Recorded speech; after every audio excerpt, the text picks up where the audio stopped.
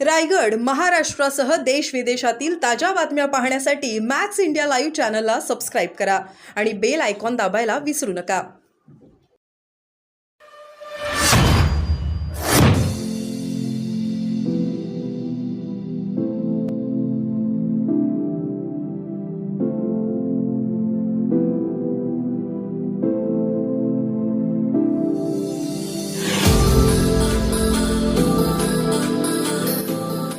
होतं आणि ही बातमी वाचल्यानंतर माझ्यासारख्या माणसाच्या मनामध्ये अशी शंका येते की मराठवाड्याच्या मुख्य राजधानीच्या जिल्ह्यामध्ये जर अशी परिस्थिती असेल तर महाराष्ट्रामध्ये काय असेल याचाही खुलासा झाला पाहिजे.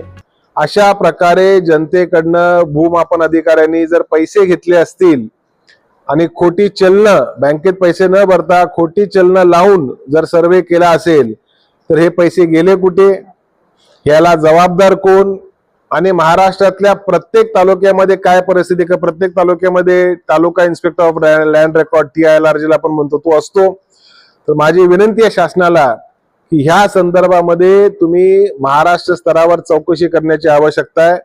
जे अँटी करप्शनचे अधिकारी ह्याची चौकशी ह्या जिल्ह्यामध्ये करत असतील त्यांनी बाकीच्या जिल्ह्यांमध्ये पण चौकशी करायला पाहिजे. आम्ही देखील आमच्या जिल्ह्यामध्ये आता दक्षता घेऊन, कारण तुमची बातमी फार महत्वाची आहे, एखादा व्यक्ती जर सरकारचा भरणा देत असेल आणि ते जर सरकारी बँकेमध्ये न जाता खोटी चलनं त्या ठिकाणी जात असतील तर नेमका त्या विभागाचा जो अकाउंटंट आहे तो काय करतोय हे देखील तेवढंच महत्वाचं आहे.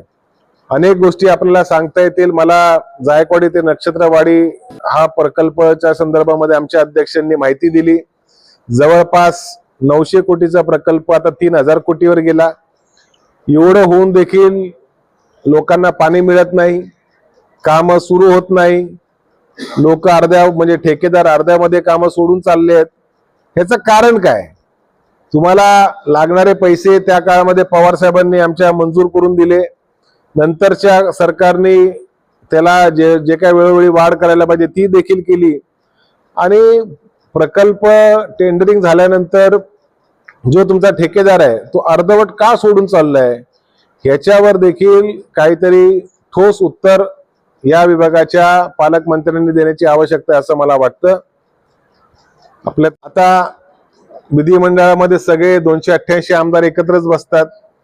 काही लोक इशाऱ्याने बोलतात, काही लोक स्मित हास्य देतात. सरकार आल्याचं म्हणजे सरकार आल्या म्हणण्यापेक्षा की चांगली लोकसभेमध्ये चांगला निकाल आल्याचं अभिनंदनही अनेक लोकांनी केले. काल सुप्रियाताईंचा वाढदिवस होता, त्यांना देखील अनेक लोकांनी अभिष्ट चिंतनाचे मेसेज पाठवले. त्याच्यामुळे काही लोक आहेत संपर्कामध्ये. आमचा एकच म्हणणं आहे की सुरुवातीला जयंत पाटील साहेब आमचे अध्यक्ष म्हणाले काल 2-4 दिवसाआधी की काही लोकांना जबरदस्तीने त्यांच्यावर दबाव आणून त्यांची इच्छा नसताना तुमची सही जबरदस्तीने घेऊन आम्ही तिकडे असं दाखवण्याचा प्रयत्न झाला. हे अशा लोकांच्यावर ज्यांच्यावर खरोखर जबरदस्ती झाली, जे कुठेच त्या ठिकाणी जाण्याच्या मार्गावर नव्हते, अशा संदर्भात आमचे अध्यक्ष जयंत पाटील साहेब नक्कीच विचार करतील.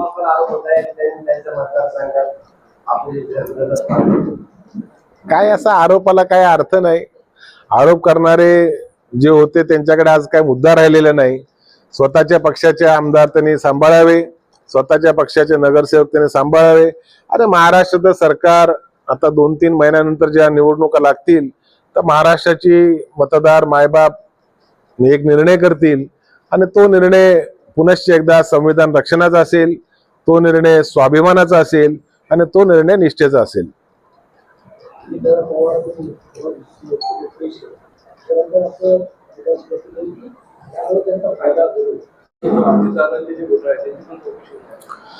अजितदादांच्या संदर्भामध्ये महाराष्ट्रातलं विद्यमान भारतीय जनता पार्टी यांनी अजितदादांना बरोबर चेक मध्ये ठेवलेलं आहे. कुठून थोडंसं एक हात पुढे करतात तर 2 हाताने परत खेचतात. आता इकॉनॉमिक ऑफेन्स विंग एक भूमिका घेते आणि एन्फोर्समेंट डायरेक्टर कोर्टामध्ये दुसरी भूमिका घेते. त्याच्यामुळे दादांच्या संदर्भामध्ये विद्यमान जे भारतीय जनता पार्टीचे त्यांचे परम मित्र आहेत त्यांनी काय भूमिका घेतली ते पाहूया. संभाजीनगर जिल्ह्यामध्ये किती जागा मागताय?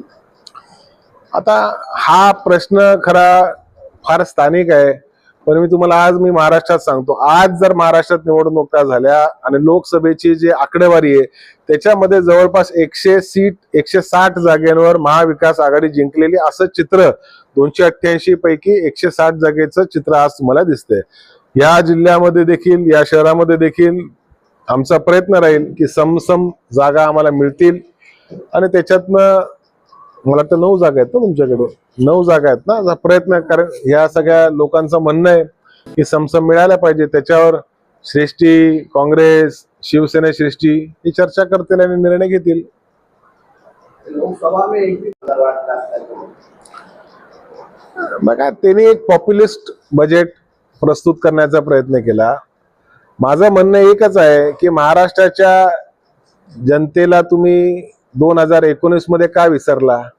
कोरोनाच्या नंतर एवढी वस्ती वाईट आली तेव्हा अजितदादा काय गोष्टी करायला काय विसरले? त्यांनी ही जी लाडली बहीण योजना 2020 मध्ये पण लागू करू शकत होते, त्याने का नाही केली? निवडणुकीच्या तोंडावर केलेलं बजेट आहे, लोकांनाही कळतं. ठीक आहे, बजेटच्या लोकांच्या खिशात काय मिळत असेल तर आम्हाला त्याचा आनंद आहे. त्याचबरोबर $1 ट्रिलियन इकॉनॉमीची त्यांनी घोषणा केली की पुढच्या 5 वर्षामध्ये महाराष्ट्राची इकॉनॉमी आम्ही $1 ट्रिलियन पर्यंत घेऊन जाऊ. त्या गोष्टीचं मी स्वागत करतो, परंतु आजचा जो महाराष्ट्राचा जीडीपी आहे तो त्या फिगरला मॅच होत नाही. 8% जीडीपी हा $1 ट्रिलियन इकॉनॉमीसाठी पर्याप्त नाही, त्याला 16% जीडीपी पाहिजे असं अर्थतज्ञांचं मत आहे. त्याच्यामुळे अजितदादांनी जे म्हटलं त्याला अनुसरून महाराष्ट्र सरकारच्या वित्त विभागाची कृती ही देखील झाली पाहिजे अशी माझी मागणी आहे.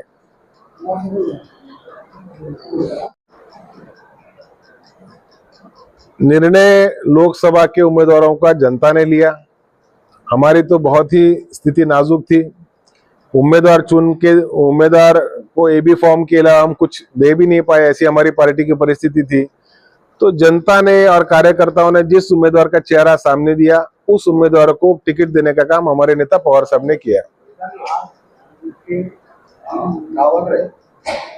नाही, असं एक मिनिट थांबा, मी सांगतो. असा कुठला प्रस्ताव कुणाच्या संदर्भामध्ये आमच्याकडे लोकसभेला आला नव्हता.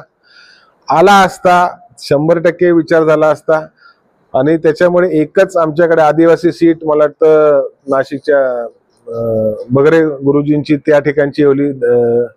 त्याच्यामध्ये दुसऱ्या समाजातनं कोणाची मागणीच नव्हती. मागणी असेल ती विचार करता येईल. विधानसभेला आपण मागणी करा, सर्व समाजाने मागणी करावी, त्याच्यावर पवार साहेब योग्य उमेदवाराची निवड करतील.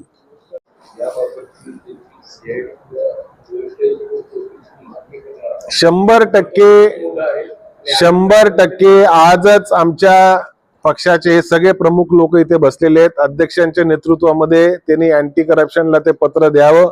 इथल्या कमिशनर आहेत ना तुमच्याकडे, इथल्या कमिशनर, डिव्हिजनल कमिशनरला ते पत्र द्यावं, कलेक्टरांना ते पत्र द्यावं आणि पोलीस आयुक्तांना देखील पत्र द्यावं.